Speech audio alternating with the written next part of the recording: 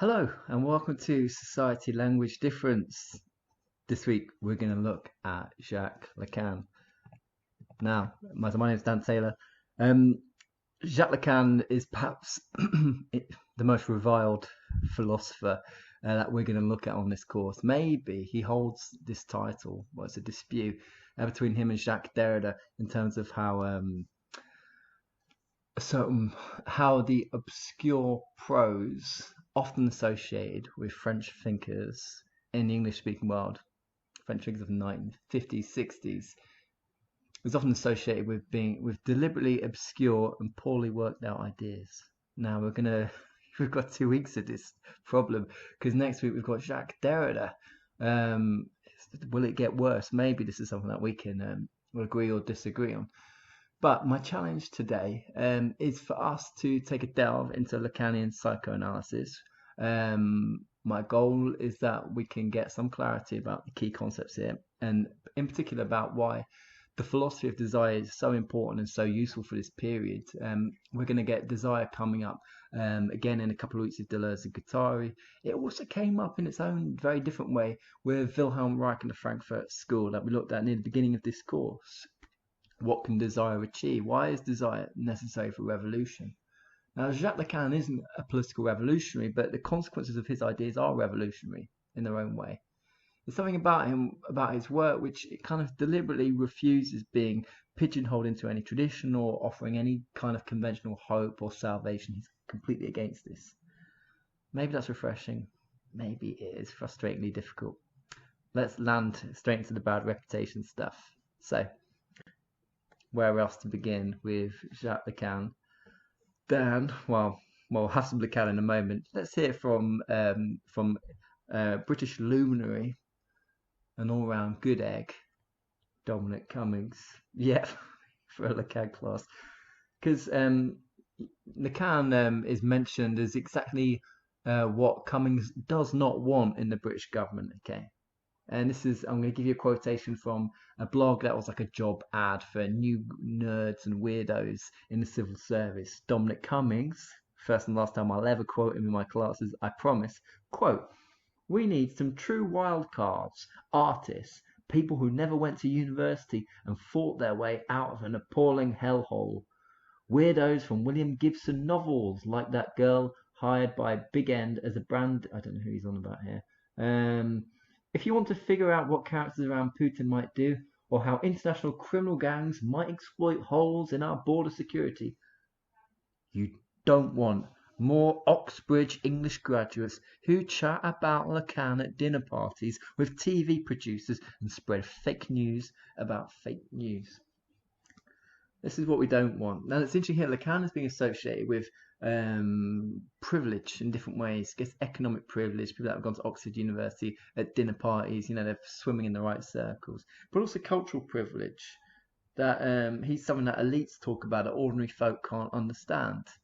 And because, government, because the upper middle classes have got preoccupied with this elitist speak, it's making the country less fit and able to deal with the crises that are all around it. So we don't want any, and I'm going to quote from Paul Mason here, but he's saying it in a more gentle, almost warm, affectionate way. We don't want any Lacan quoting hipsters around here. Maybe you're inclined to agree. But what's so bad about Lacan? Let's keep digging. We're going to take a little turn to existential comics, one of my favorite teaching aids. Now, I haven't used this much on discourse because the material on continental philosophy is usually not very good because the authors of the comics don't really know their onions, basically. Anyway, it's the same thing here. Lacan equals obscurity. Right. And this is we've got two other kind of devils of post-structuralism here, Derrida and Foucault. Derrida speaks, so it's like a game show. Although Foucault really just combined two words together, so mine was better. This is like a game show. Foucault, you added an accent mark. Contestant, actually, I did have one new term. Lacan, let's hear it. Contestant, metaphysics. It is the unknown metaphysical assumptions that you make when even describing a system of metaphysics. Lacan. Anything else? Contestant, yes. One more. Meta-ethics. So here it's just getting absurd, basically. This is the unknown meta-ethical assumptions you make when you describe... Lacan. Okay, so pretty much the same thing. I think we got it. Either way, it is a yes from me. This is not Lacan. I think it's Derrida. I'm kind of screwing this up. Okay, Lacan. Not enough phallic references for me. It will have to be a no. It is down to you, Foucault. Blah, blah, blah. Okay, so what does this brief mention of phallic references have to do? Well, it's something else that comes up a little bit in the reading, but comes up an awful lot in Lacan's works, which is the grinding and grueling emphasis on infant sexuality, which is a cornerstone of Freud and Freudian psychoanalysis. Now, we can't shy away from that. When at the beginning of this course, we looked at the three H's, which are Hegel, Husserl, Heidegger, but they were supplanted, and I kind of need to do this explanation in the next few weeks. They are supplanted by the masters of suspicion. Who are they? Friedrich Nietzsche, Karl Marx, Sigmund Freud. So Freud, now very unfashionable, makes an important resurgence here in France, in French thought in the 1960s, and Lacan is totally key to that. So what does Lacan have to say for himself? Let's hear from him. This is in television, and he is typically being annoyingly obscure. Lacan, quote, I always speak the truth, not the whole truth, because there's no way to say it all. Saying it all is literally impossible. Words fail. Yet it's through this very impossibility that the truth holds on to the real.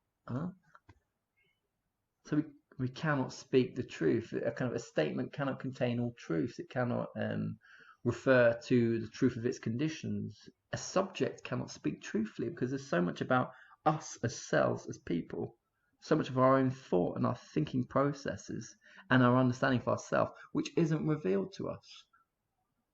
You might disagree. You might think, I know who I am. I am myself. I understand myself.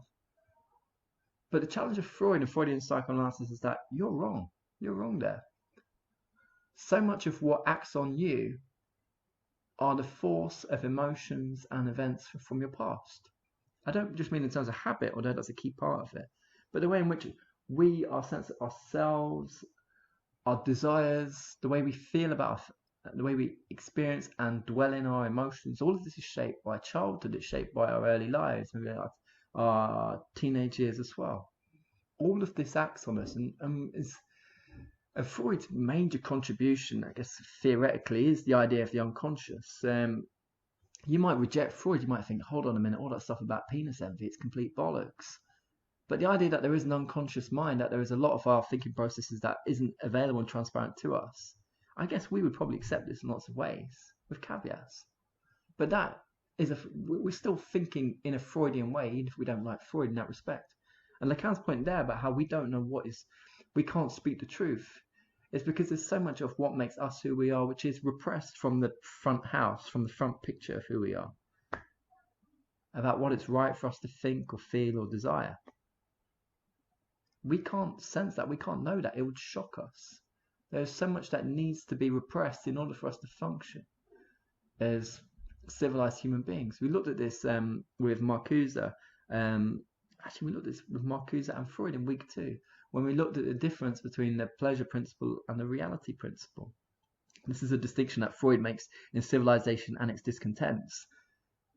He says that, society, in order for us to exist socially, we need to have morality trained into us. We need to accept at some point, I don't know when the kind of point is, that we can't always get what we want. That reality involves us postponing experiencing pleasure.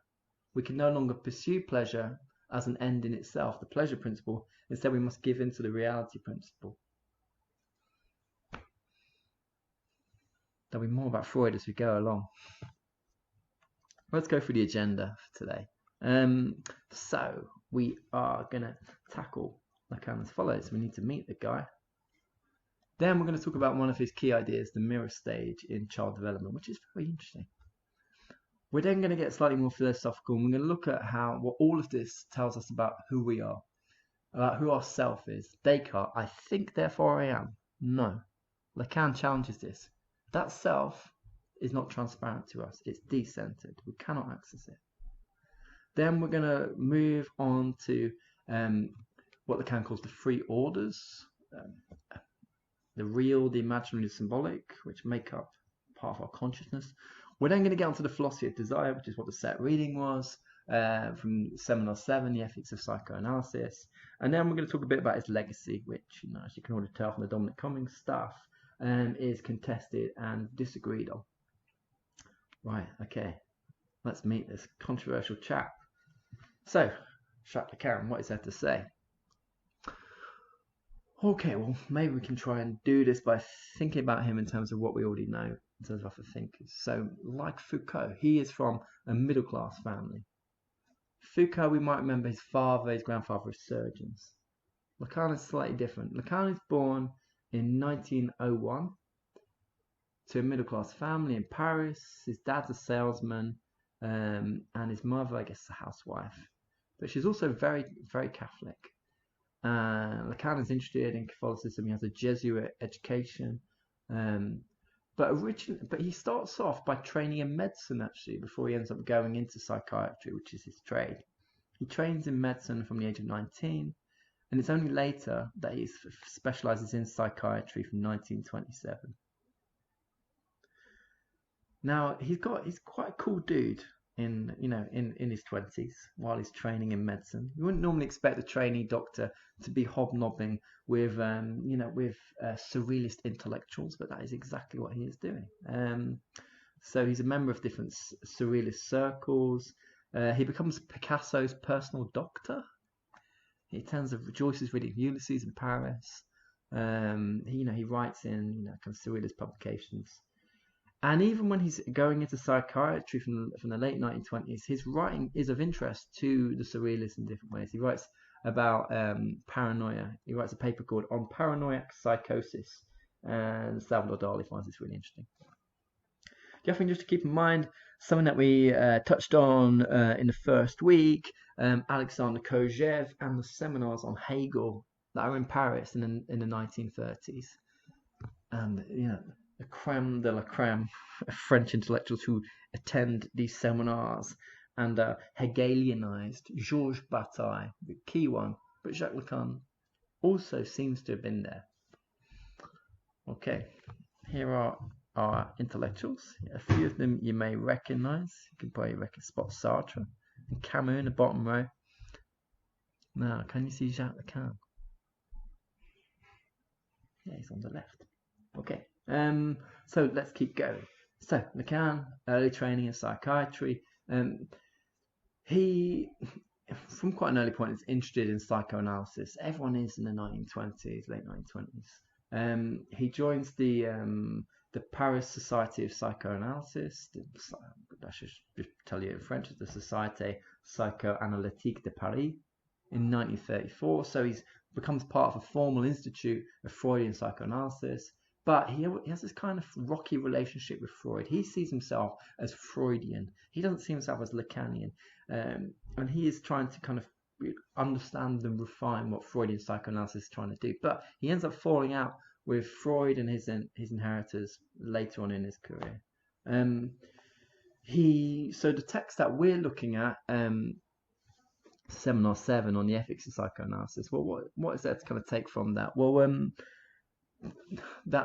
most of what we use when we're studying Lacan are these seminars that have been transcribed and then edited, usually by Jacques-Alain Miller. And so these seminars themselves should be something that we should be interested in. They begin in Paris in 1951, and Lacan presents them originally as a return to Freud. Now, let's think, what would a seminar be like?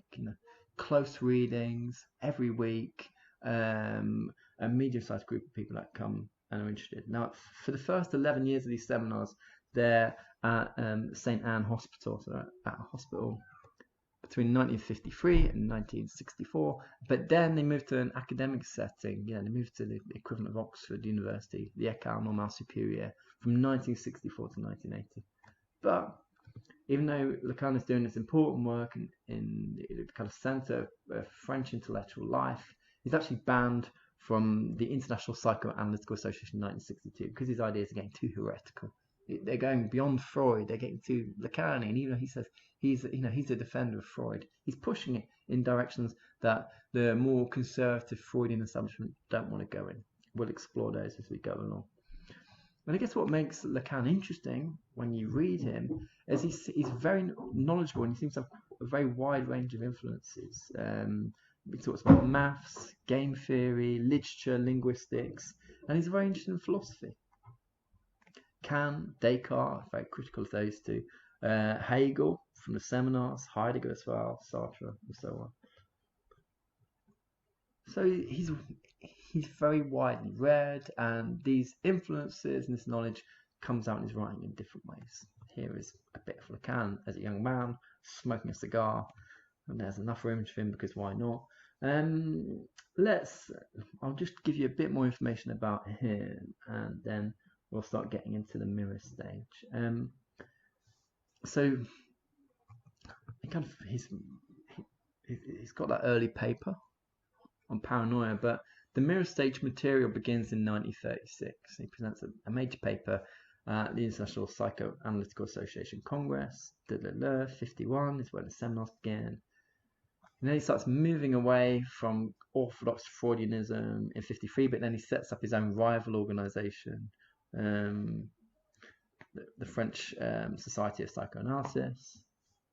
Now, the stuff that we're looking at on desire is from the late 1950s. So in terms of our chronology for this course, we looked at Fanon last week, that's 1961. We're kind of going a step back here. And why am I doing it like that?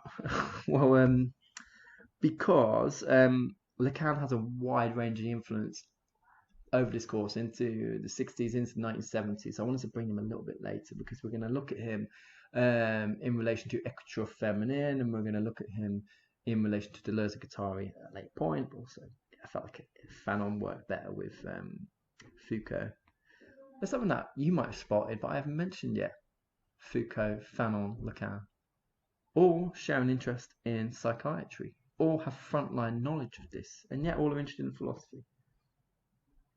Okay, he ends up quitting this society that he formed and forming a new one, the École Freudienne de Paris in 1964. The Écrits, the writings, are published in 1966, and that's important for him. I mean, we're looking at seminars, but this is another good place to look. And then May 1968, which we'll look at in a couple of weeks' time. You know, are you with us or are you against us? Marcuse wants to kind of guide and shape, and he wants to celebrate May 1968. But others, like Theodore Adorno and Lacan, criticize the revolting students. Lacan says that the students are looking for a new master, a new authority figure. They think they want freedom. Maybe what they want is a kind of fascism. Sounds a bit mad, doesn't it? We're going to explore this claim actually in a few weeks. And then he ends up dissolving even this, the École Freudienne de Paris, at the end of his life in 1980, where he dies in 1981. And he kind of, and he passes on this message to his students and people who his work. It is up to you to be Lacanians if you wish. I'm Freudian. I think you probably read between the lines what we're getting in this figure. A natural rule breaker. Somebody who wants to kind of break down orthodoxies very quickly. Somebody also very kind of ambitious in the institutions that he sets up and in the breadth of work that he does. Now, we've got to bear in mind that this is therapy. Well, at least it strives to be. And one thing that characterizes Lacanian psychoanalysis, you might know this already, is that the sessions are untimed. So they end when the analyst thinks that they should end. So there's not that thing, I think Lacan was mindful of this, where the analysand, the person who's come to be analysed, come for therapy, there's not that thing where they're thinking, right, I've got 45 minutes and we're going to pace out the session so that certain things happen and we get caught into a certain habit or loops or whatever. Lacan wanted to break this up. So that meant that the session could end after 5 or 10 minutes. So, it's about getting work done rather than passing time. But, this could be kind of disappointing if you wanted to have a long session and it ends very quickly. That's just one thing. Lacan was also the owner of a famous artwork by Courbet called The Origin of the World, L'Origine du Monde from 1866. You can see it's being put away here. It's basically an image of a woman's vagina. And traditionally, this image, this painting, was often like kind of veiled because it was so shocking, so scandalous. It would often, the owners would veil it, so that it was hidden away from people that would come and visit them, because it was usually in private collections. So it would be inside viewing boxes, or would have like veils and curtains around it. And in the end, Jacques Lacan buys this painting. He owns it, but it's kept as a secret. Very few people knew that he owned this famous painting. And in his house, Lacan doesn't have it covered up by anything, but then later on, his wife, gets her brother-in-law, André Masson, to cover up again this work. I'll put a link up on Moodle with more about this. It's really intriguing. Finally, just an interesting bit of trivia. Well, it's not trivia, I guess, about Lacan. So he's really interested in this guy. You might be able to guess who this is. It's Spinoza. We're going to look at Spinoza in a few weeks' time. Jacques Lacan was a devotee of Spinoza in his early life and teenage years. He apparently had the pages of the Ethics kind of pasted up around his bedroom wall. So what does that mean? This man who is known for dense ideas, obscure prose, radical iconoclasm. How does the image of Spinoza fit into that? Spinoza with his rigorous metaphysics and ethics. Well, let's see if we can join the dots when we look at Spinoza and France in a couple of weeks' time. Okay, let me give a quick summary of the ideas that we're going to tackle, and then we're going to get into some bit by bit. So, Lacan's key ideas, he's got many, but we're just going to focus on these. We're going to look at the mirror phase, first of all, then decentered subjectivity, that we're going to look at this in relation to Sartre and existentialism. Then we're going to talk about these three orders: what's the real, what's symbolic, what's the imaginary. And then we're going to talk about desire, and how desire is said to be desire of the other. Okay, in this part we are going to talk about the mirror stage. So, simply put, where does our earliest sense of self come from in terms of our identity? Now, I mentioned earlier that Lacan presented this work in 1936 at this international conference. At the time, everyone is given an allotted amount of time, and Lacan goes completely over. And so he's told to stop before he's even finished.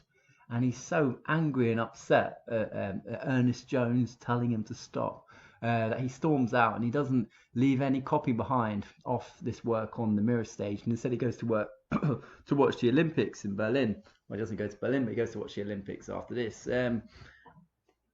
So this work, this concept, I should say, the mirror stage, is important early on in Lacan's work, and it comes up again and again. Now, the best way of thinking about it is, and this is a slightly unusual thought experiment, but to think about when hypothetically your own earliest sense of self may have begun.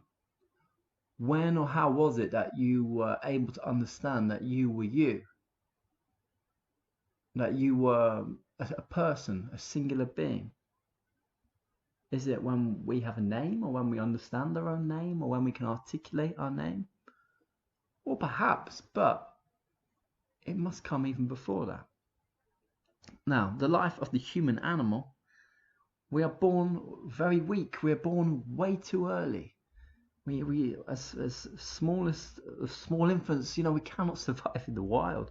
We need to be cared for. We are weak. We are dependent. We cannot, provide for our own needs. Maybe not for 10, 15, 20, 30 years. So when does it begin? Well, Lacan says, think about the first 6 months of a baby. Now, the baby is entirely dependent on the mother for everything, to be changed, for attention, for food primarily. But how does that baby understand its own body? It's hungry. It wants a boob in its mouth. Where does that boob come from? Is the mother distinct from them? Can they distinguish their hunger from anything else in their body, or are these instead just different needs and different drives? What Lacan supposes is that before we have a sense of self as a baby, we are just this kind of ragtag mishmash of different drives and needs. We're not a coherent self or thing. And we only discover that we are a coherent singular thing, the baby, when we see ourselves in the mirror.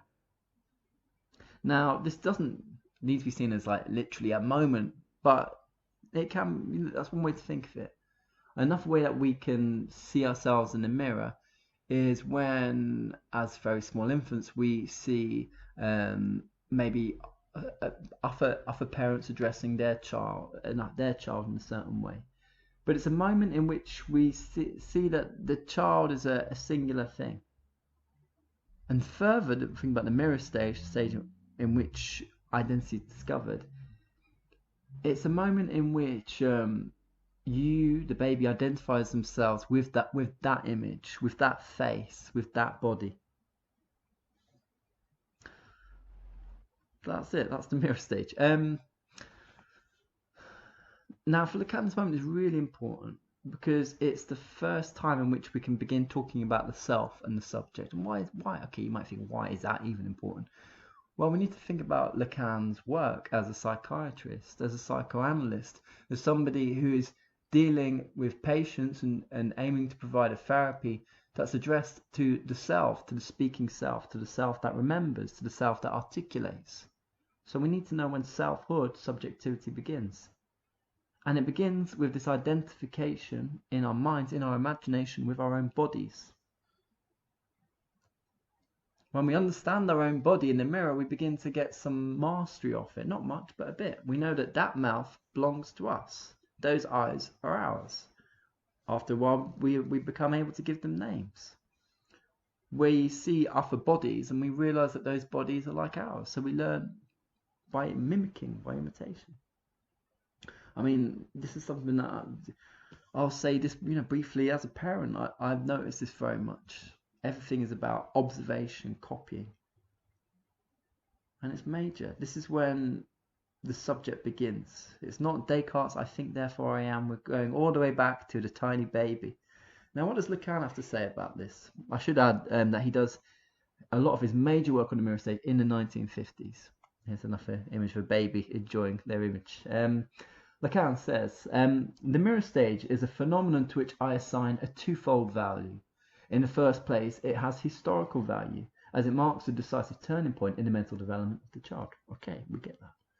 In the second place, it typifies an essential libidinal relationship with the body image. Okay, that's a bit, now this is a little bit denser. This is something that we're going to need to explain. Not just an identification then, but a libidinal, a desiring relationship with one's own image. One in which, by seeing and understanding ourselves as a subject and being able to understand that subjectivity for our imagination, we're then in a position to begin enacting and pursuing our desires as a thing, rather than just as a mishmash of things. What we're dealing with here is the emergence of human subjectivity, and while it begins with the baby, it proceeds and proceeds. So let's see how this develops. This next part follows straight on decentered subjectivity. What does that even mean? Okay, so what makes Lacan, well, one of the things that makes him so controversial in psychoanalysis is the fact that he is very philosophical about what he's doing. It's in his philosophical references, and it's in the philosophical way that he explores the conditions of being a self. And this happens even in the mirror stage. Now, Lacan's work is completely shaped by Sartre and to a lesser extent Hegel through the seminars in Kojève. Now, Sartre, in his kind of major work on existentialism, is seeking to articulate how we understand consciousness. And consciousness has these two different elements. I'll just bring these up. Not that. We have the for itself and the in itself. Now, consciousness as us looking out onto the world, this will be the for itself. whereas what we identify as being with us is the in itself. Now, selfhood involves being a self, being a subject, isn't just about us thinking or seeing the world. It's also about us internalizing that world and us understanding our own relationships with others in that world. We don't just look out, we look in, internalizing how others look at us.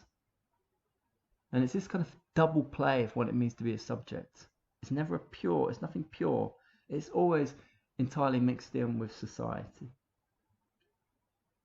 Now, when we try and take what we abstract and imagine ourselves to be in the eyes of others, we take what Sartre calls a frozen image.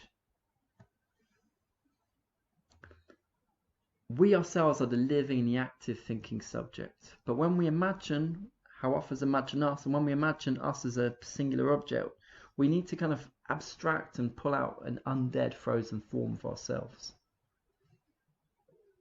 And so therefore, we can never really understand how others understand us, if that makes sense. We're always slightly alienated. We're always seeking a sense of wholeness, wholesome selfhood that we cannot get to, we cannot have access to.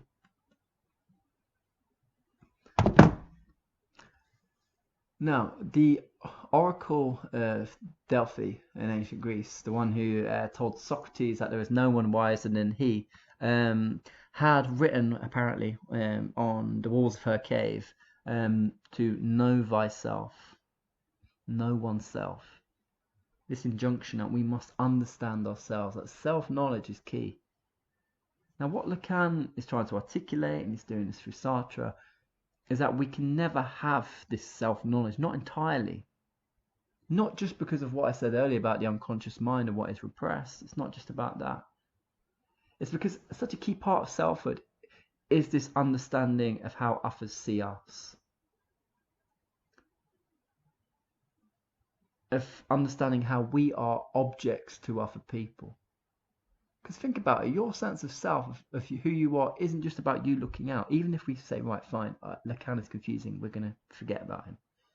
Your own sense of self, your establishment of who you are, is built on relationships, those in your own present, but also those that are at the foundation of your mind from earliest childhood, but going forwards into your adolescence. People that shaped you for the good or the bad. In those relationships and in the way that you internalize yourself in those relationships is a fragmented piece of self, a frozen piece of self. You as an object, you can understand it, but we know with memory that things are tricky. We confabulate, we reimagine, we remember what happened. And that is the very difficult work of the analyst. The analyst needs to help the analyzer, the person being analyzed, to articulate their desire, to articulate their subjectivity. But always knowing that what is being articulated is fragmentary. We're never going to get to the whole truth.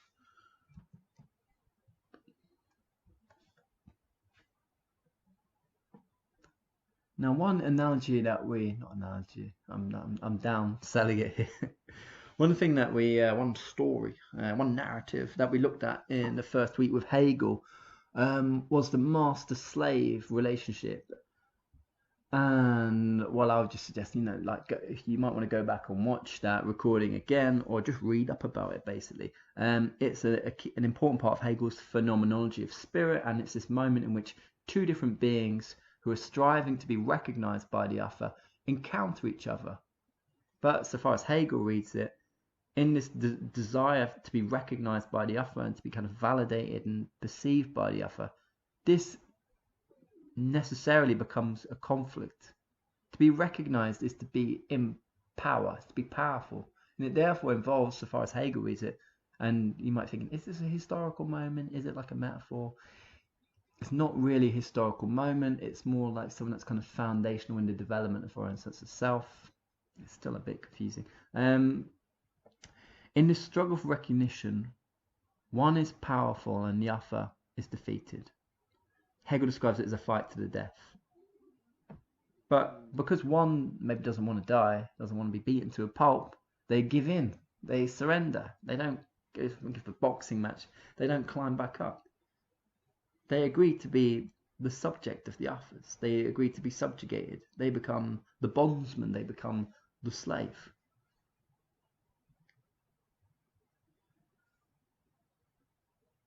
Now, we looked at Fanon last week, and Fanon is very interested in this struggle for recognition and the power relations that are there. That in order to be recognized, we must impose our existence on an other. But how this in turn involves a power struggle in which we get real slavery, or in which someone else is completely dehumanized. Let's hear Fanon in Black Skin, White Mask. Fanon. Man is only human to the extent to which he tries to impose his existence on another man in order to be recognized by him. As long as he has not been effectively recognized by the other, it is this other that will remain the theme of his action. It is on this other, it is on the recognition of this other that his human value and reality depend. It is this other in which the meaning of his life is condensed. So we have a sense of subjectivity where things aren't what they seem, where there is a struggle to be recognized, where there is this drive to be understood, which is always going to be disappointing, at least in the way that Hegel presents it and then Fanon follows after. In order to be recognized, one side must be enslaved. But when you've enslaved that other, they are not your equal, and their recognition isn't the kind of recognition that you are looking for. The slave is unimportant by nature. And instead, when Hegel presents it, what you get with the lords, what you get with the masters, is this aristocratic culture of feasting and hunting and so on, which becomes inherently unproductive, whereas slave consciousness becomes very productive because the slave is forced to work.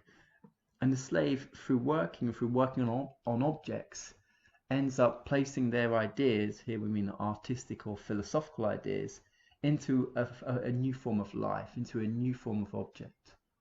Now Hegel has in mind here philosophy and, I guess to an extent, religion. The slave uprisings of the Roman Republic, I should say, of Spartacus, but more somebody like Epictetus the Stoic, a slave who becomes the major philosopher in the Roman Empire. And the ways in which he talks about freedom and slavery as states of mind. He takes then this kind of struggle for recognition and he does something very productive with it.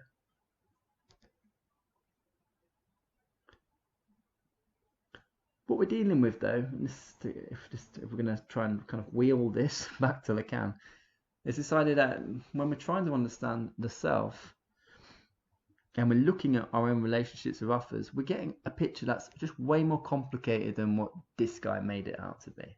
I guess putting it really crudely, the image here is Descartes.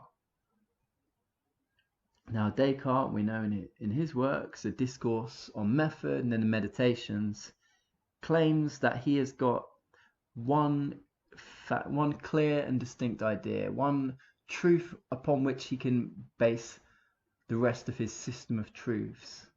Descartes famously starts off very skeptically because he wants to raise, like a building, all poorly founded ideas.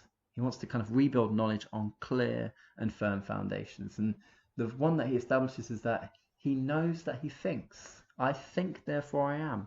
Even if somebody deceives him into thinking that he doesn't exist, like an evil demon, even if he is, kind of trapped in this kind of weird, bizarre realm where even his body is an illusion, he still knows that he thinks because something must be thinking. The thoughts must be happening somewhere, happening to something. They're happening to the thinking thing. Hence, I think, therefore I am, which all sounds great. But that doesn't fit in with this kind of dense Hegelian philosophical brew that we're currently drinking and trying to understand. We've got these different self-consciousnesses. We've got our own immediate self-consciousness, and then we've got the other, the one upon which we want to be recognized. And the asymmetrical relationship here, that neither can be satisfied. For Descartes, selfhood is centered. It's centered in the thinking thing. I think, therefore I am. We're just talking about oneself, one subject there. That sounds okay. That's doable, isn't it? But a criticism of Descartes in his own time subsequently is that, how do we know that this thinking thing is the entire self, is the entire me? How is it one thinking thing, or could it be multiple thinking things, multiple selves? What does it even mean to think? How do we know what thinking is? When it comes to the self, we can't just assume that what we see is what we get. There's so much that is hidden, that is repressed, that we are not aware of. So we cannot base our freedom, and we cannot base clear and distinct ideas and the foundations of truth on a self which we assume to be totally centered and totally transparent. That's not going to work. And I guess by implication, Lacan is criticizing Sartre. When Sartre, in his existentialist philosophy, is talking about the possibilities of free will, of freedom, of an absolute freedom in our minds, of consciousness, Lacan is saying, hold on a minute. Why do you think it's so easy to speak of freedom? How can you suppose that yourself, the self that is kind of pursues freedom in different projects, how do you know that that self is universal, that it's like every other self that exists? How can we abstract the self, with the self with a capital S? Maybe we're just dealing with Sartre's self. Why do we assume that any self is universal? All selves are socially determined. That's Lacan's proposal. And this is something that we might want to keep our minds back to Foucault here as well. Foucault, whose major work comes a little bit after Lacan, but in its own way is informed by it, also says that something like there is nothing. This self is not as simple as it sounds. That when we want to understand knowledge, when we want to understand how one knows, we need to be aware of how ideas develop, archaeology. We need to understand the epistemes, the sayables, what is thinkable and sayable in different eras. And that changes. We're not dealing with universals. Everything is socially mediated, which is all sounding rather complex. Let's try and make it slightly simpler, and then we're going to look at the three orders. This is from John Berger, Ways of Seeing. You might know this already. It's a fascinating remark about gender, but we can also see a bit of Lacan here. Berger says, men act and women appear. Men look at women. Women watch themselves being looked at. So this, in a very gendered way, is relaying how one can be both a subject and an object. But how this can also be gendered, so that men are seen as active and women as passive. A man can be a subject who looks out and objectifies women. Women are objectified and they see themselves being objectified. Women watch themselves being looked at.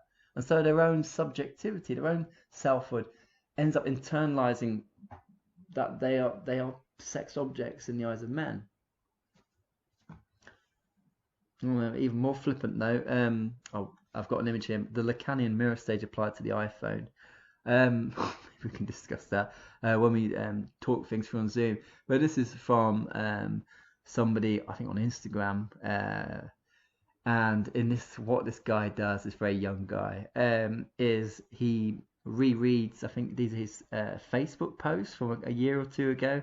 And then he records a YouTube film where he's reacting shocked as he kind of perceives his younger self and the kinds of things that he was kind of shocked about. And he's looking upon himself as an object from the perspective of being a subject. Basically, self becomes selves. And things aren't what they seem. Okay, this is already a bit confusing. Let's get even more confusing. Let's talk about the three orders. This is a vital component of Lacan's contribution to psychoanalysis. The three orders: the imaginary, the symbolic, and the real. We're going to go through them each in turn, but I suppose what we need to keep in mind here is, what are we talking about? These are the kind of three realms of the psyche, three realms of the mind that are all interlinked. They all operate on themselves in different ways. And the goal is to understand their different operations and what they tell us about the self. Now, bear in mind that Lacan is a psychoanalyst, and these concepts are meant to be used in the therapy of patients, but they're deeply philosophical. Maybe that's one of the ways that Lacan goes out of the clinic, or his ideas go out of the clinic, and might be able to tell us something about ourselves. Now, the imaginary, the first realm, brings us back to the mirror stage, what we were talking about earlier.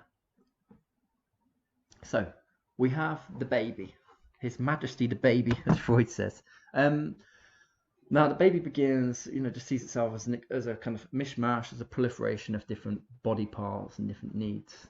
And then when they see themselves in the mirror, they're able to recognize that they are a whole, they are a self. Now, this is the imaginary coming into being. The imaginary is what it emerges in the internalized image of this whole entire self. The imaginary is all about coherence rather than fragmentation.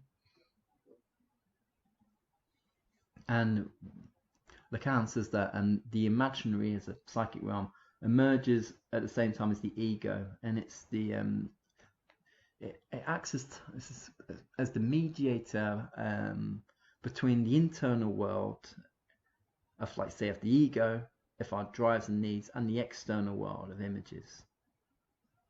So it's the way in which we imagine our own body as something whole.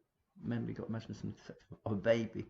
And the way in which we're able to relate this own image of our body with the world around us, with mama, with a toy, a blanket, a teddy, with a bowl of food or what have you, with enough of baby. Now, we shouldn't think here that the imaginary is just simply another word for, like, the eyesight or the senses. It's a realm of the mind. It's a psychic realm. It's a place in which these sense impressions are understood and in a very basic way reflected on. But it isn't just a realm that belongs to the tiny infant. It's something that exists with us throughout our lives into adulthood. The way in which we imagine ourselves as a singular thing, the way in which we relate to the world, in which we relate our bodies to the world, the way in which we can position and understand our body and our relations with others. This is the imaginary.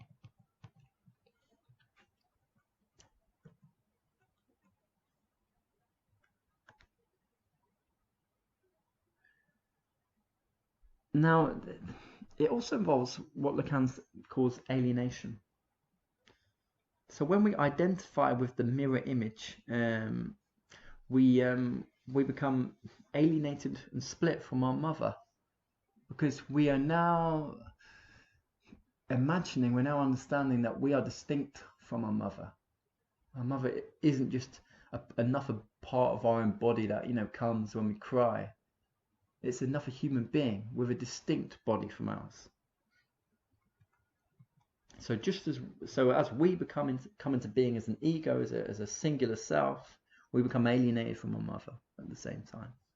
And that, in its own way, involves a kind of loss, a separation from that original unity, which is at the earliest foundation of our being, our gestation in the womb and so on. So we go from a body in pieces to becoming a unity, an image, an us. So this is the imaginary. Okay, let's talk about the symbolic. So we have the naming of this. Let's talk. A good way to think about this is in terms of being named. So first, let's just go back to that image of the baby. First, the baby knows, okay, I'm a thing in the mirror. That's me. But the next step is to know that you have a name. To know that you have a name and that other things have names. To know that there are words, there are phrases, there are sounds, there are signifiers. And these signifiers are attached to certain other things. Signifiers. A word refers to a thing, an object. Now, language, this is the emergence of language. I guess it can begin in the baby understanding that they have a name in that sense, but it's more the fact that there is this underlying order that links the baby to everything else that exists in the human world. The order of language, the symbolic order. That words have meanings, that images have meanings. As Lacan says, quote, symbols in fact envelope the life of man in a network so total that they join together before he comes into the world those who are going to engender him. So it's this vast structure of language. Now I know this is really dead stuff, but I want you to think here of the stuff that we looked at with structuralism in the previous weeks. If you're thinking, oh, what was that? It came up a bit in the Foucault class. We're going to look at it next week with Derrida as well. It'd be useful for you to have an understanding of structuralism because it is a prevailing area of philosophical and scientific interest in France in the 1950s. And it really hinges on the discovery or rediscovery of a guy called Ferdinand Saussure, who was a linguist, working in Switzerland. Doesn't write, he doesn't write down his work. It's transcribed later. His course on linguistics. And so Saussure posits that there is human language has a universal structure that we can observe in all different languages. And what really excites anthropologists like Claude Lévi-Strauss or the philosopher Maurice Merleau-Ponty is taking these linguistic structures that are universal and then applying them to other contexts. So thinking about universal structures of myth, remember Barthes does this, and then thinking about maybe if there are universal structures in the human psyche, because after all, if language is an articulation of the psyche, of what we can think of our ideas, then maybe there are universal ways in which we think in our own minds.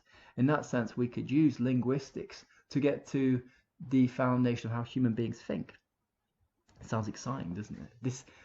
This uncharted territory is where our structuralists wanted to go, and this really influences Lacan. He is trying to posit universal structures of language, but I guess in relation to the unconscious mind and in relation to the develop our own psychological development from the point of being children. And this brings us back to the symbolic.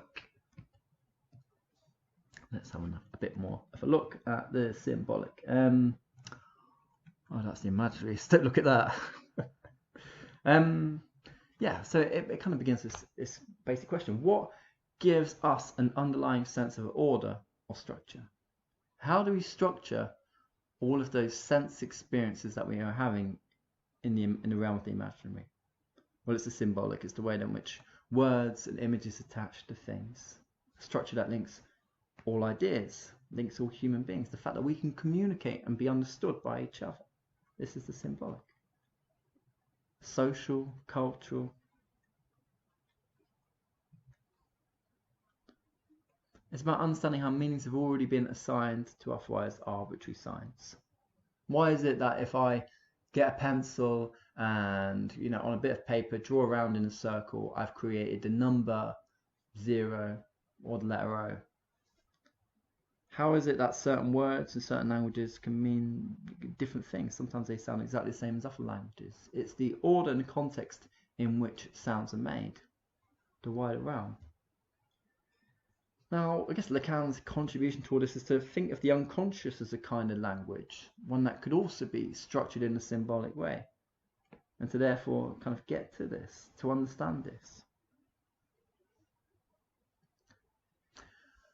Now, Lacan plays this back to the psychological development of the child again. So we have this first moment, the mirror stage, in which we understand that we are a singular thing. And then a second stage is when the child discovers that there is an other who also gets favourable attention from mama. And that is papa, that's the father. And this other, the father, is the big other, because it's the other, but they're way more powerful and threatening and dangerous.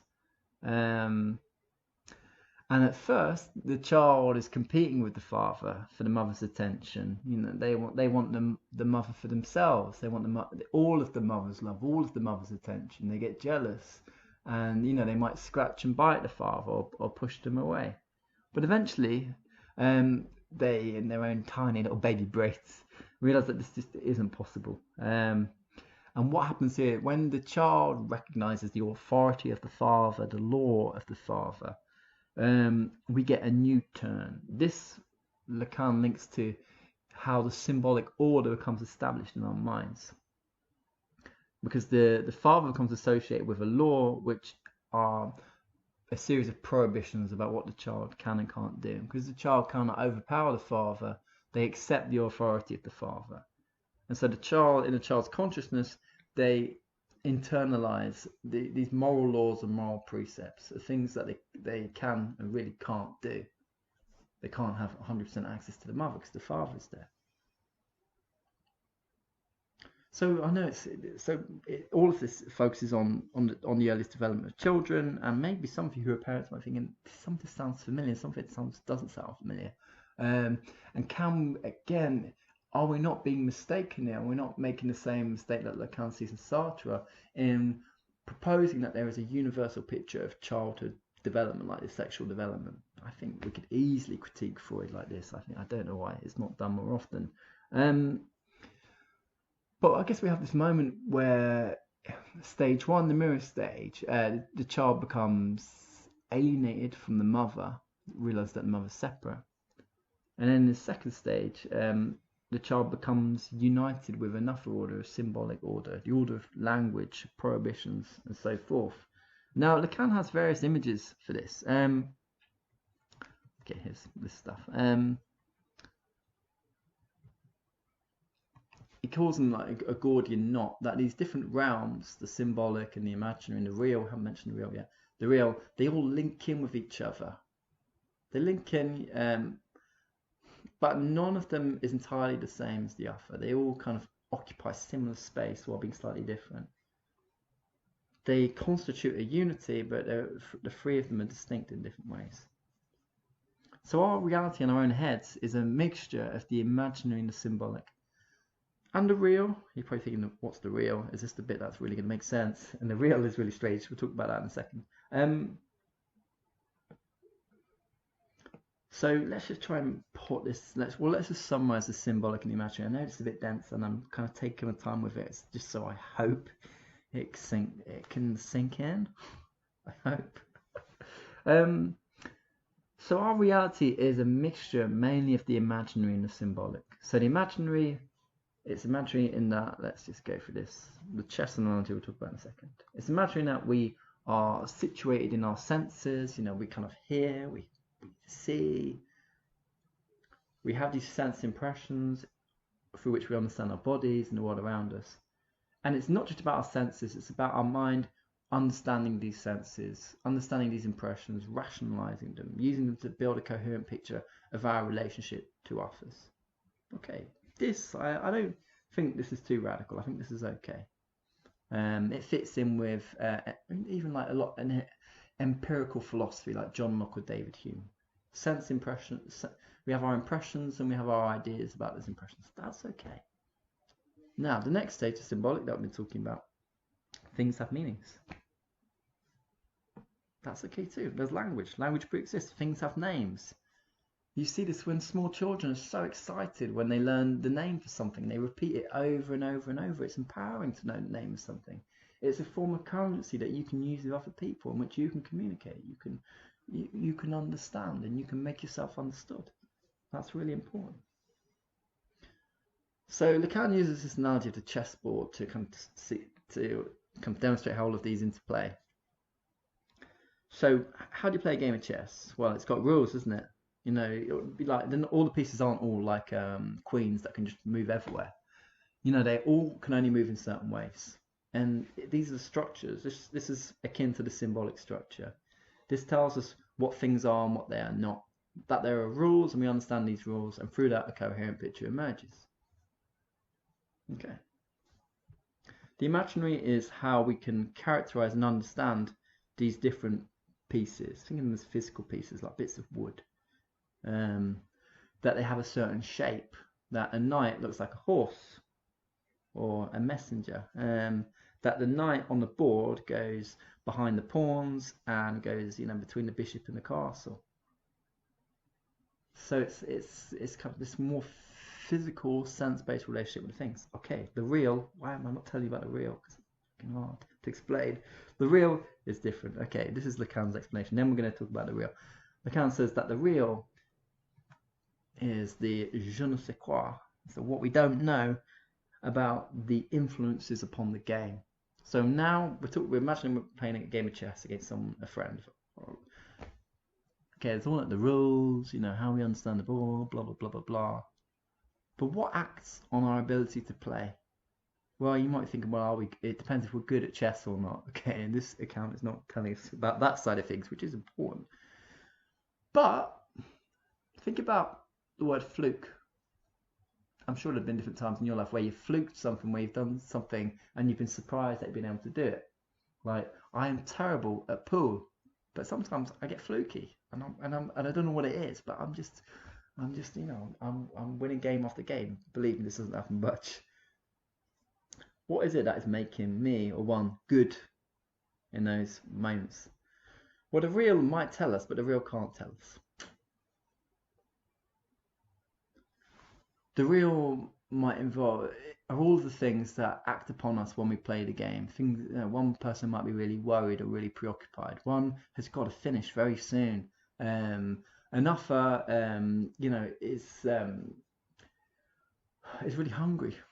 I'm putting all these suggestive thoughts now in your mind.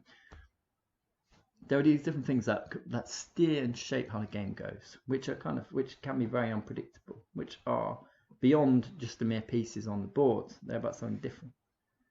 But we're still going around the houses here. Let's just talk about the real. What's the real? Okay, so the real is the last of these three psychological orders. Now you might be thinking, the real, so that's about reality, isn't it? No, it's not reality. It's not like the overall picture of reality. It's different.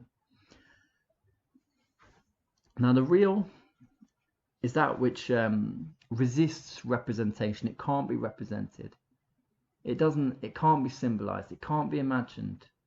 It exists before the mirror stage. The moment we put the real into a symbol, we've lost it, because you cannot symbolize this reality, because it's an aspect of reality where words fail. Words cannot relay what the real is. Does that sound any clearer? Maybe not. Let's look at some specific attributes. So it's not reality, but these are some characteristics that Lacan gives. It's something that's primordial. If we're going to think about it in terms of the development of the child, it's like the first 2 weeks of the child out of the womb, in which the baby is is not hardly human at all. It's like they're still inside the mother's body. And they see themselves, as much as we can understand, a tiny baby, as an undifferentiated unity, that they are one with the mother. The mother is them and they are the mother. The real reflects this earliest of psychic states, psychic points. It's when we don't understand ourselves as a subject, as a self looking out, or as an object, as something being looked at. Pure plenitude. Now, it resists representation, so maybe this is the closest representation we could give it. Nothing. Now, I guess what's interesting about the real is that on one level, we might think it should just describe something that existed and then has passed. This very early foundational point of the human psyche. But Lacan says it still exists. Remember, it's one of those three things on the Gordian knot. On one level, the real becomes inaccessible because we've been alienated from it the moment we entered the imaginary. The moment we began to imagine ourselves as a singular thing. Then we were separated from the real. This kind of oneness with everything. When we understood language and placed ourselves in the symbolic order, then we became separated from it too. But the real is still there in other ways. the real still acts on us. Lacan gives the example of moments where things in life become so unbearable we cannot compute them, we cannot comprehend them, like the traumas of war, in which individuals and in some cases whole societies become so brutalized that they cannot process what they've been through. Life becomes meaningless because they cannot confront what they've experienced. We might say that all of these experiences have been repressed. They're beyond language, they're beyond what can be imagined. They're not real, they're not in our reality. So maybe the real is a useful way of thinking about things that are placed and repressed in the unconscious, although it isn't quite that either. Lacan says the real is impossible. We cannot understand it in language. It cannot be symbolized. And yet it's there. Okay. Let's talk about something slightly different, and then we're going to move on to the philosophy of desire. So we've got the mirror stage for the baby. But that isn't the only kind of way that our own image acts upon us. We identify with an ideal form of ourselves in lots of other ways. So in this image, you've got this older guy and he's looking in the mirror and he sees his younger, handsome self and he identifies with that. We can all think of this in our own ways. We might, part of ourselves, maybe a big part of ourselves, is still psychologically occupying the present of being 16 or 17 years old. Our self-image is formed long in the past, or parts of our, we can remember things from our past very easily. Now we have the sense of an ideal or an idealized form for ourselves too. Lacan talks about this in different ways, the way that we identify with an ideal form for ourselves, an imagined form for ourselves. There are two different formulations of this. One is the ideal ego, and this is the image, the idealized self-image that a child assumes that they will get as they grow up. And it's the way that they would like to be seen by others, the ideal ego. So maybe it's like, as I'm giving you this talk, maybe my ideal ego here is that you will think that I am not a charlatan and that I know what I'm talking about when it comes to post-war French philosophy. That's my ideal ego, isn't it? Whether the truth of that might be completely different. Now, this sounds very similar, but it's slightly different. The ego ideal, it's not the ideal ego. The ego ideal is the agency that I try to kind of put upon others with my ideal ego. So we have this kind of image, and then of ourselves, this idealized self-image, and then the ego ideal is this way in which we understand, judge our self and our own selves operations too. If this is still sounding a bit hazy, I guess let's just draw some concrete points with Lacan. That when it comes to self and subjectivity, we cannot trust our own naive perceptions. That what we think of ourselves isn't just simply a transparent kind of singular stream of information and data. That we are a kind of an internal war, an internal chaos or a flux of different impressions and memories and desires and drives. But not just that, these different desires and drives act upon us in ways that we can perceive, in ways which we cannot perceive. Sometimes we want things and we don't know why. Why is that? Why is it that we understand ourselves to be this kind of person and not like that kind of person? You might just say because we are, but that's the kind of thing. This is who you are. Is the remarkable achievement of years of experience and development, of construction and fabrication and veiling and idealizing and delusion. How do we break those illusions? How do we break that veil? Well, this is what the work of psychoanalysis is going to help us do. Let's talk about desire. So here we're going to start looking at the reading that I set you. This is Lacan, Seminar 7 on the Ethics of Psychoanalysis. So, what is desire for Lacan? Well, desire isn't about things we need.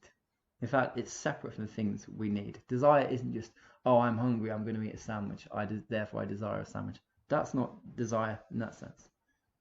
Nor is desire something that we necessarily demand. Desire is really complicated for Lacan because it's something that we cannot quite access. It's beyond our grasp. Let's look at some characteristics. So desire for Lacan is something that is an unconscious and continuous force. What do we mean by that? Let's keep in mind here, if you know Friedrich Nietzsche, his idea of the will to power. Or even Schopenhauer and the way that Schopenhauer describes will. Will is this kind of universal force, this active, continuous force that powers everything, powers the development of everything in the universe. Flowing, pushing, becoming, developing. This continuous force is how we should imagine desire for Lacan. But because Lacan is so interested in the unconscious, and because of the kind of tortuous way that he describes the unconscious, desire can never find full expression.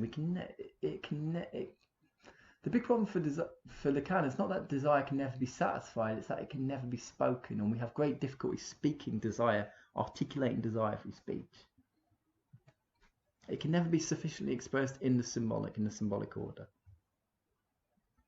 And at the same time, because we can't directly access the real, it's always kind of walled away from us. You know, it's like it's a cellar, or it's a cave buried beneath the house.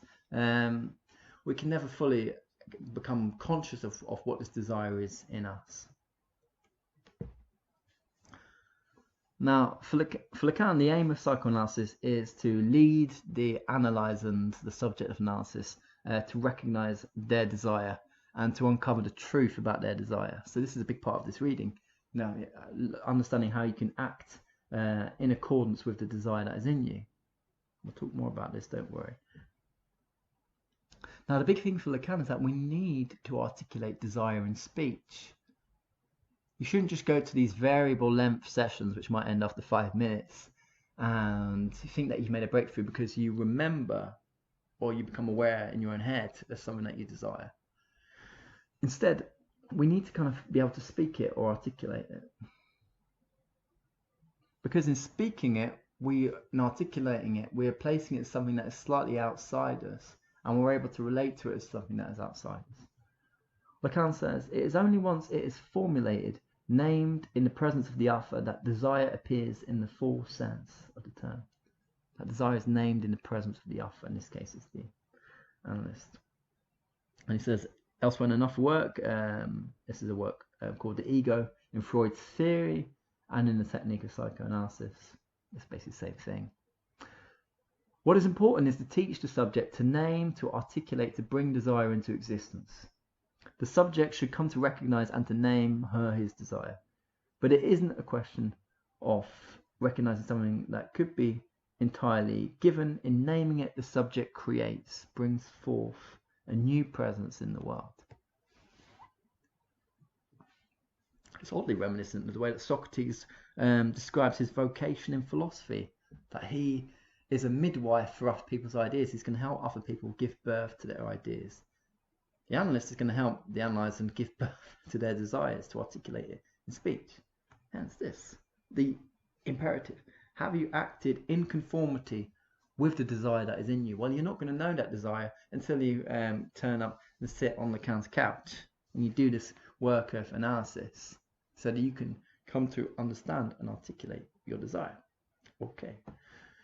Now, what Lacan does in this seminar is he contrasts his understanding of desire with the boring world of work, which he associates with traditional philosophy. Aristotle on the left, and then Immanuel Kant on the right. So Lacan says that the problem is that these guys traditionally suppose that desire is something that must be moderated. It must be placed under control. We must pursue modesty. Lacan calls this the morality of the master, because basically the upshot is that in trying to moderate and control our desires to achieve a golden mean, as Aristotle says, what the upshot is that the world of work carries on. This might be reminiscent of the Frankfurt School. that the imperative ultimately is to work. It's capitalism trying to extract and drive production out of us. Lacan will find himself on the left in France, on the radical left, but he hasn't got an anti-capitalist analysis. So don't, if you're thinking that, don't think that. The whole Freud-Marx thing, you've got to go to Marcuse and Adorno for this brew. So, and this kind of comes up in what we're going to look at and what we're going to discuss is the kind of morality of desire. Carry on working, work must go on. So the way that we're used to think of this kind of morality of compromise and of self-control always means in the end that we don't act on desire. We don't act in conformity with the desire that is in us. We defer our desires. We repress our desires. We become more concerned with being productive. We keep working. Carry on working. Work must go on, Lacan says. Which of course means, let it be clear to everyone that this is on no account the moment to express the least surge of desire. Because desire can be revolutionary. Desire topples power structures. Desire causes everything to collapse. Maybe that's part of what makes it so frightening sometimes to act on desires. Because it undoes the world at the same time that it remakes the world in a different direction. And it's moments in which we're no longer passive but we act. Those are very powerful moments, but they're frightening moments. Speaking of Kant, Lacan says that when he imagines the infinite, and when he imagines, he has this kind of great vision of philosophy as involving this kind of connection with the noumenal, with this world outside us. That at the same time, this kind of places desire on a level which is unachievable, which ends up being the same upshot as what he mentions with Aristotle, that desire is not something that we can act on. We want to keep in mind here the categorical imperative. That morality must be universal or it will not be at all, if we can borrow a phrase from André Breton about beauty. That what Kant does when he's kind of thinking about things in terms of pure universals is that he places desire on a pedestal that we can never get to. The starry skies above and the moral law within. Now, if the only good desire is this desire for unity with God or the starry skies or some universal form of truth, then that is placing desire well beyond the human world, well beyond the bodily world. And that might even make us ashamed of hypothetical imperatives, as Kant calls them, hypothetical desires. They're not good desires, they're bad desires. We shouldn't pursue those desires. And what happens when we do? Well, we feel guilty. And guilt leads to further repression and shame, and this leads to the further postponement of desires and not acting on desires. And instead, we work. We work and grind ourselves into the ground. And the world of work continues. Sisyphus pushing his stone up a hill.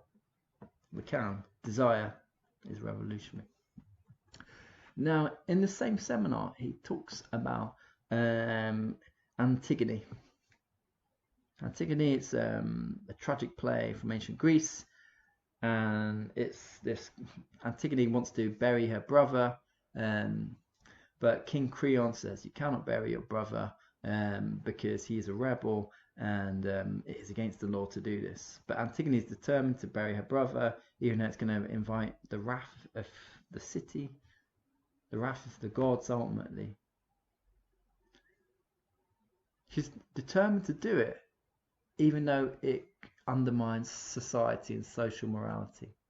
Basically, because in the story, this guy is such an enemy, his body must be allowed to rot. You mustn't bury him. He is terrible. Antigone pursues her own desire in this situation. In this case, it's to bury and honor her brother Polynices. She's acting on a desire in a way that goes against society, that goes against proper social judgment. Whereas King Creon, he is acting in the name of society, of morality. His point is that you shouldn't act on your own individual desires. Yes, they might be important. Yes, you might feel them, but you need to think of the greater good. So shut up and move on. But Antigone is doing something very different. Now, I don't know, maybe this is one thing that makes Lacan slightly refreshing, is that he's not trying to sell us to one side or another. He's not telling us that all desire should be like this, nor does he say that pursuing desire is always necessarily going to be a liberating or a good thing. A couple of things that I want us to discuss and think about is this. Why for Lacan does desire result in betrayal? Why would a science of desire be a misunderstanding? Now, the analyst has got kind of two roles when they're dealing with the desire of the person that they're analysing. They can either help them gain more knowledge, more self-knowledge about their desire, I guess, so that they can come to terms with it and maybe not act on it, overcome it in some way. Or they can assist them to give ground to their desire, assist them to achieve it, to pursue it, to have the courage, the boldness to act upon it in different ways. Lacan doesn't want to say one is right and one is wrong. But the thing that we want to remember is that desire is something that is completely separate from need, it's separate from demand, and it goes back to our early sense of selfhood, our sense of comfort, our sense of love. And that's why I bring up Citizen Kane and Rosebud, the thing that they're striving to understand and articulate.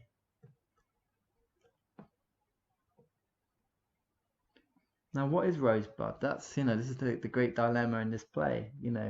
What was it about Charles Foster Kane?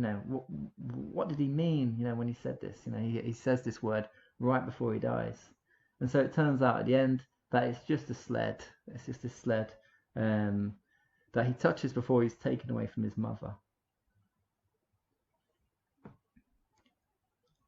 That rosebud here, this thing that is inarticulable, which is possible to articulate, relates to the profound sadness of Cain because of this moment of separation, of physical, literal separation from his mother, from domestic comfort, from love, from security. Being able to articulate rosebud is a bit like articulating desire, I suppose, in the way that Lacan means. I hope Lacanians can tell me I'm wrong on the YouTube comments. I could be wrong here, but this is one way that I want us to think about it. That for Lacan, desire is unconscious. It's based on an absence. It's based on a lack. It's based on a desire of the other, he says in one place, but one that we are always separated from. Just to kind of throw in even more terminology, the object is the cause of desire. The cause of desire, the thing that we wish to attain in different ways. The object A, something that we cannot name, we cannot quite grasp, but yet it's present and it operates us in different ways. So this is desire. And maybe a final way that we might want to think about it in terms of fantasy.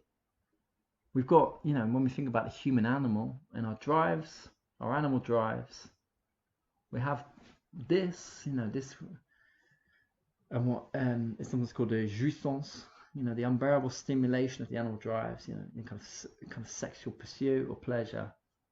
And we have the kind of this, and we have this, and then we have this kind of realm of unconscious fantasy that exists between that and the symbolic order in which we try and pursue our desires, in which we try and articulate and make sense of our desires. What is it that we love in the end? Lacan is skeptical.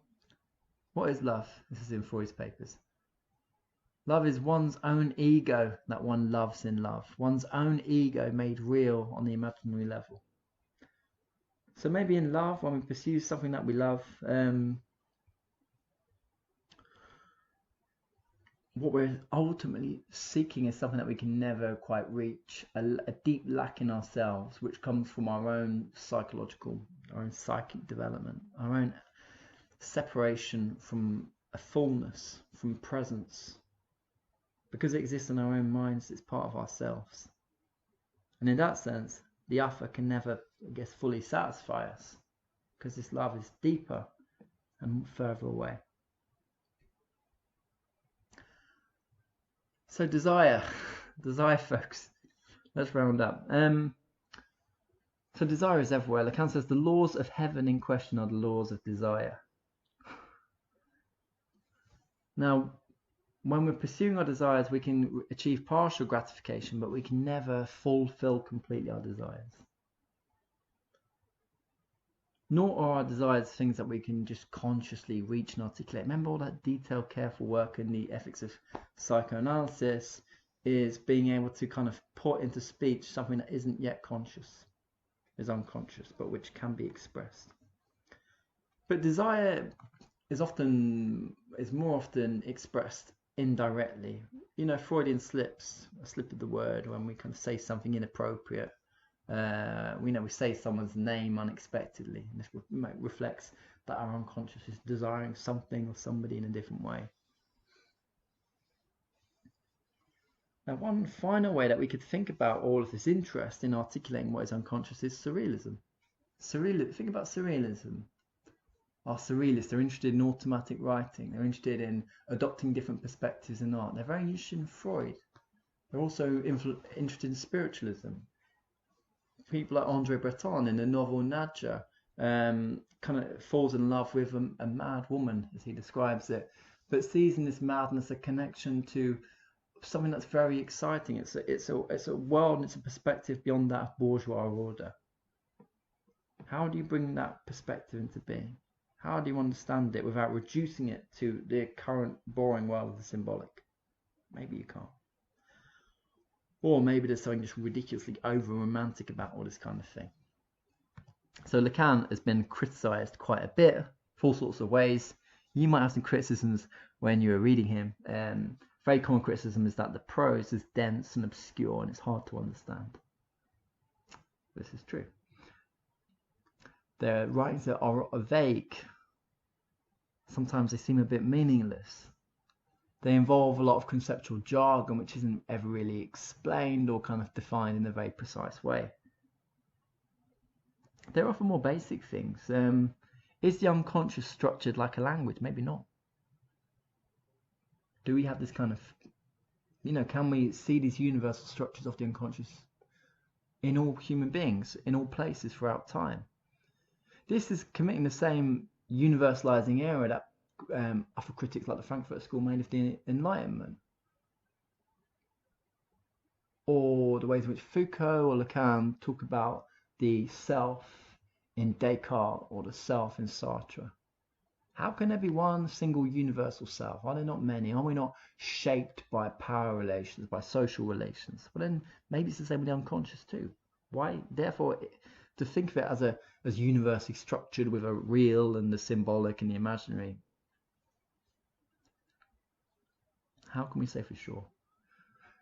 Another interesting critique is that how well does this bear in therapeutic practice? And not very well. Case histories have been poor. There's not that many examples of this being very useful in terms of therapy.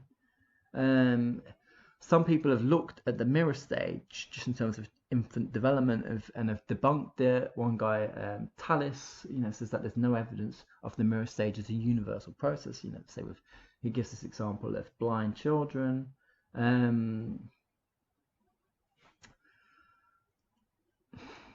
So there are these kind of problems here. There's also, if we go back to the whole it's bullshit type thing.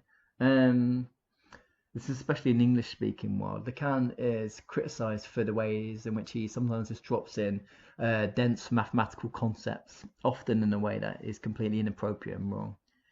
In a book titled Fashionable Nonsense, we think of Dominic Cummings earlier, Alan Sokal and Jean Bricmont criticise Lacan of what they call superficial erudition. He tries to pretend that he looks smart, but it's phony. It's bullshit. Noam Chomsky describes Lacan as an amusing and perfectly self-conscious charlatan. Noam Chomsky, you probably know from left-wing political writings, but also he develops as a linguist. A lot of his early work is about how children develop language, the language acquisition device. yeah, there's lots of criticisms. Basically, that it's pseudo-scientific, what Lacan has to say. Even somebody who was a Lacanian analyst, you know, who was there within the machine, a guy called Dylan Evans, who produces a dictionary of Lacanian terms while he's still a Lacanian in '96. He ends up, you know, saying this is bullshit. You know, he has a Damascene moment where he says, nah.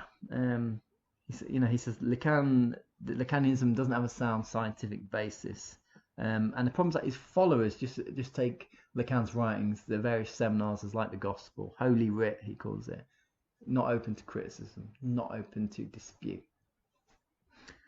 So, Lacan, we can therefore abandon it, right? No, don't draw that conclusion. There is something really interesting here about the whole emphasis on desire. Desire is everywhere. Desire being the laws of the heavens, but also the ways in which societies organise desire or repress desire in order to make us more productive so that work can go on. We're going to see this when we look at Deleuze and Guattari later. But also we're going to look at this in a few weeks when we look at a couple of women writing in France, Lucie Irigaray, who is also a psychoanalyst who works with Lacan for a bit, and then Hélène Cizou.